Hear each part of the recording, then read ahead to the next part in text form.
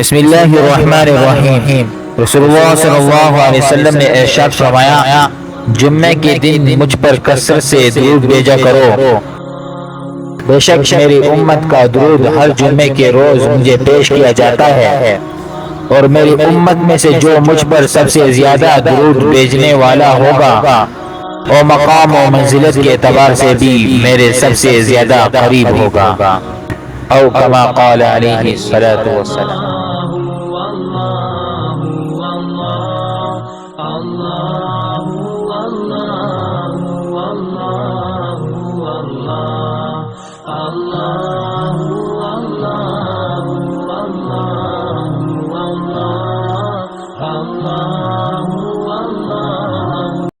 Allah